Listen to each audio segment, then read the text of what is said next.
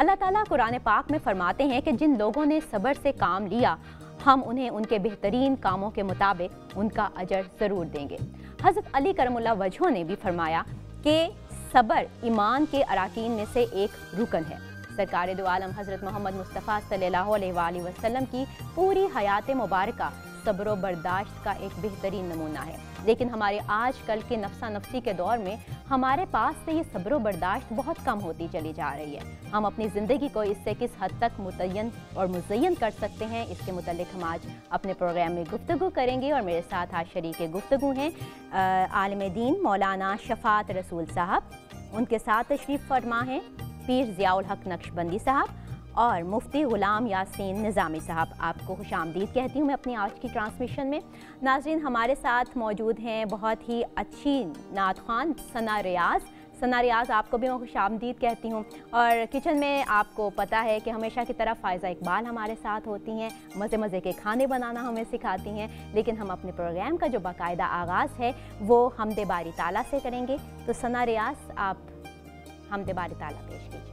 अच्छा मौलाना साहब, अगर देखा जाए हम अपनी ज़िंदगियों को देखें और पहले लोगों की ज़िंदगियों को देखें तो हम ये हमेशा तसव्वुर करते हैं और जानने की कोशिश भी करते हैं, और कुछ लोगों को इस बारे में इल्म है। लेकिन मैं चाहूँगी कि आप ज़्यादा वजाहत फरमा दीजिए कि ज़्यादा जो तकालीफ थी, तकालीफ बर्दाश्त करने के जो मराहिल थे, वो ज़्यादातर अल्लाह ताला के पैगम्बरों और वो बुज़ुर्ग हस्तियों के हिस्से में आए। उसके बारे में आप क्या फरमाएँगे? बिस्मिल्लाहिर्रहमानिर्रहीम वस्बिर अला मा यक़ूलून वहजुरहुम हजरन जमीला। नबी पाक सल्लल्लाहु अलैहि वसल्लम ने जब जबल अबू कुबैस पर खड़े होकर ऐलान फरमाया, या अय्युहन्नास क़ूलू ला इलाहा इल्लल्लाह तुफ़्लिहू, ए लोगो अल्लाह की तरफ आओ और उसके वहदानियत की तरफ आओ तो तुम फलाह पा जाओगे जी। तो उसके जवाब में सुनने वाले तीन हिस्सों में तकसीम हो गए।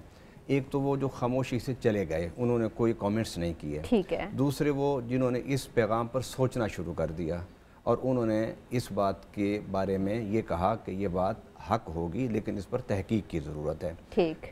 तीसरा वो तबका था जिन्होंने उसी वक्त हज़ूर सल्लल्लाहु अलैहि वसल्लम के ख़िलाफ़ बेहुदा गुफ्तगू शुरू कर दी, जिसके बारे में अबू लहब के बारे में है कि उसने कहा कि क्या तुमने हमें इसलिए बुलाया था कि अपनी नबूवत का ऐलान करो और ये कहो कि मैं अल्लाह का नबी हूँ। उसने बड़ा सख्त लफ्ज़ इस्तेमाल फरमाया।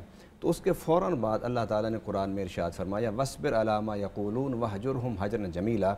ए मेरे प्यारे हबीब सल्लल्लाहु अलैहि वसल्लम, आप सब्र कीजिए, ये जो कुछ कहते हैं नज़रअंदाज कीजिए और इन्हें आसान तरीके से इन्हें नज़रअंदाज करके एक तरफ कर दीजिए। अब आपने जो बात की कि अंबिया कराम को तकालीफ़ आईं, सब्र एक नज़रिए का नाम है और सब्र उस नज़रिए के लिए जद्दोजहद का नाम है। सब्र उस जद्दोजहद के रास्ते में जो तकालीफ़ और परेशानियाँ आती हैं उनको बर्दाश्त करने का नाम है। अंबिया कराम का जो ज़िक्र कुरान पाक में हुआ उसमें सबसे बड़ी सब्र की जो बात अल्लाह ताला ने इस्तेमाल की है वो हज़रत याकूब अलैहिस्सलाम के बारे में कि हज़रत यूसुफ अलैहिस्सलाम बचपन में अगवा हो गए, उन्हें कुएं में फेंका गया, फिर 10 साल वो जेल में गुजारा, फिर उसके बाद अल्लाह ताला ने उन्हें मसनद वज़ारत पर बिठाया, फिर मसनद हाकमियत पर हाकिम उन्हें बना दिया और फिर उसके बाद हज़रत याकूब अलैहिस्सलाम को हज़रत यूसुफ अलैहिस्सलाम ने बुलाया। जब हज़रत याकूब अलैहिस्सलाम हज़रत यूसुफ अलैहिस्सलाम की तरफ आ रहे थे तो आपने अपना कुर्ता भेजा और वो कुर्ता जब याकूब अलैहिस्सलाम ने अपनी आँखों पर लगाया, क्योंकि वो रो रो कर उनके फिराक और जुदाई में नाबीना हो चुके थे, यूसुफ अलैहिस्सलाम की आँखों पर वो पर्दा वो कुर्ता रखने से उनकी आँखें भाल हो गई। अब इस पूरे वाक़े में एक लफ्ज़ जो सब्र है वो कुरान ने इस्तेमाल किया, फरमाया फसब्रुन जमील, कि मेरे याकूब ने सब्र किया और वो सब्र करके दिखाया कि इससे बेहतर कोई सब्र नहीं कर सकता, और मेरे यूसुफ ने भी सब्र किया और वो सब्र करके दिखाया जो सब्र कोई नहीं कर सकता। और सब्र के मामले में एक बात जो कुरान में इसी वाक़े में है, इन्नमा अश्कु बस्सी व हुस्नी इल्लाह, कि जब आप किसी रास्ते में मुश्किलात का शिकार होते हैं तो उसमें मुश्किलात का शिकार होते हुए आपने अल्लाह से शिकायत नहीं करनी, अल्लाह से शिकवा करना है, जिसका शिकवा हज़रत याकूब अलैहिस्सलाम ने अल्लाह से किया, अल्लाह मेरा सारा सब्र, मेरे सारे गम, मेरी सारा शिकवा अल्लाह मेरा सिर्फ तुझ से है। इसलिए सब्र के रास्ते पर चलने का एक सबसे बड़ी निशानी ये है कि आपने मुश्किलात के वक्त अल्लाह की तरफ देखना है, अल्लाह के अलावा किसी की तरफ नहीं, किसी की तरफ नहीं देखना है। पीर साहब, अल्लाह की तरफ तो हम देखते हैं, लेकिन जब हम सहाबा कराम की तरफ, उनकी ज़िंदगी की तरफ नज़र दौड़ाएं तो हज़रत बिलाल हबशी रज़ियल्लाहु तआला अन्हा, उनका वाक़या हमारे सामने आता है। हज़रत हारिस रज़ियल्लाहु तआला अन्हा, उनको जिस तरह तपते हुए مطلب یہ ساری چیزیں آپ صحابہ کرام کی زندگیوں کے حوالے سے آپ کیا کہیں گے؟ بسم اللہ الرحمن الرحیم. بہت اچھا موضوع ہے. میں موضوع کی طرف جانے سے پہلے آج ایک چھوٹا سا وظیفہ بتانا چاہتا ہوں. جو لوگ جن کے ہاں اولاد پیدا نہیں ہوتی. اچھا آپ نے یہ وہ اسی لحاظ سے صبر کا جو لوگ صبر کر رہے ہیں ابھی تک. کسی کو بیٹی کی خواہش ہو یا بیٹے کی خواہش ہو یا ایسے جوڑے جن کے ہاں اولاد پیدا نہیں ہوتی, تو ایک بڑا ہی صوفیہ کا آزمودہ نسخہ ہے.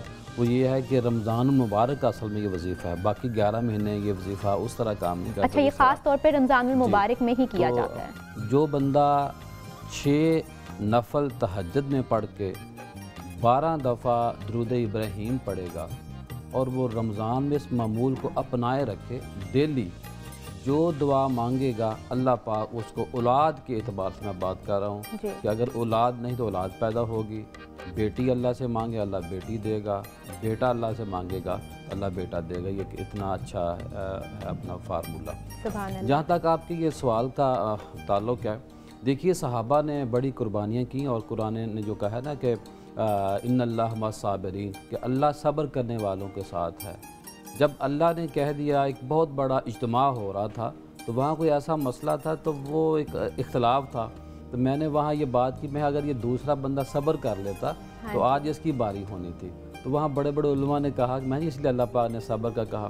صحابہ کا جو آپ نے کہا ہے نا, دیکھیے صحابہ وہ ہیں, ترمذی شریف کی حدیث مبارک ہے, ابو ہریرہ رضی اللہ تعالیٰ عنہ فرماتے ہیں کہ وہ لوگ کہ جن کو آزمایا جاتا ہے آزمائشوں میں ڈال کے, کبھی اللہ ان سے اولاد لے لیتا ہے, کبھی اللہ ان سے بیوی لے لیتا ہے, کبھی اللہ ان کو مال کے ذریعے آزماتا ہے, کبھی وہ ان کو بیمار کر دیتا ہے, جو قرآن پاک میں بھی انبیاء کرام کے بارے میں آتا ہے. تو اور اینڈ کیا ہوتا ہے کہ ایسے لوگوں کا جو اینڈ ہوتا ہے جب دنیا سے وہ جاتے ہیں تو کوئی ایک گناہ بھی ان کے پلے نہیں ہوتا, ہاتھ میں نہیں ہوتا, نامہ اعمال میں نہیں ہوتا. اور دوسرا جو صحابہ ہے, کسی صحابی کو رسی باندھ کے سولی پہ لٹکایا گیا ہے, کسی کو تپتی ریت پہ لٹکایا گیا ہے, کسی سے اولاد چھین لی گئی. اگر آپ نے کلمہ پڑھ لیا تو اولاد ہمیں واپس کر دو. کسی نے اگر کلمہ پڑھا ہے تو اس کی جو بیوی واپس کر لی گئی. اور بعض ایسے صحابہ بھی ہیں کہ جن عورتوں نے اسلام قبول کیا ان کے شوہر کو واپس لے لیا گیا. جی نظامی صاحب آپ اس بارے میں کیا کہیں گے؟ جی بسم اللہ الرحمن الرحیم. سب سے پہلے تو میں اس پروگرام کے اہتمام پہ آپ کے چینل کو اور آپ کو مبارکباد پیش کرتا ہوں کہ آپ نے دینی حوالے سے اتنے اچھے پروگرام کا اہتمام کیا. بہت شکریہ. سب سے پہلی بات تو یہ ہے جو آپ نے پہلا سوال کیا ہے کہ انبیاء اعظام جو ہیں ان کے اوپر ایسی تکالیف اور مصیبتیں کیوں آئی ہیں. اس حوالے سے میں ایک ہی بات عرض کروں گا کہ انبیاء اعظام کی ہستیاں جو ہیں وہ ہمارے لیے رول ماڈل کی حیثیت رکھتی ہیں. بے شک. ان کا اسوہ حسنہ جو ہے وہ ہمارے لیے کامل نمونہ ہے. جی. اور اس میں ہمارے لیے ہم جیسے گناہ گاروں کے لیے, کیونکہ ہم لوگ خطا کار ہیں, ہمارے لیے تسلی اور اطمینان کا سامان ہے. جب اتنی بڑی بڑی برگزیدہ ہستیاں ان کو تکلیفوں کا سامنا کرنا پڑا ہے اور وہ تکالیف بھی ایسی ہیں کہ جن کا ہم تصور کریں تو ہمارے رونگٹے کھڑے ہو جائیں. بالکل ایسا. جب انبیاء اعظام جو ہیں وہ ان تکالیفوں سے صابر اور شاکر ہو کر گزری ہیں, پھر ایک بندہ مومن کی ذمہ داری بنتی ہے کہ وہ بھی ان تکلیفوں کے اوپر صبر کرے. اور جب وہ صبر کرے گا تو ایک تو وہ اپنے ایمان کو مکمل کرے گا اور دوسرے نمبر پر وہ رب کی رضا کو حاصل کرے گا. بے شک. بہت بہت آپ نے زبردست بات کی کہ اللہ کی رضا کو حاصل کرنے کا ایک واحد ذریعہ صبر ہے.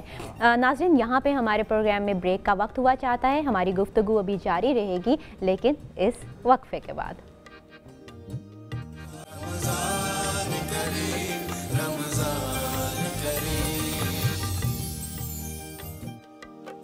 ویلکم بیک ناظرین. اس دنیا میں جہاں پہ دکھ ہیں وہاں پہ سکھ بھی ہیں. کہیں خوشگواری ہے, کہیں ناخوشگواری ہے, کہیں مٹھاس ہے اور کہیں تلخی.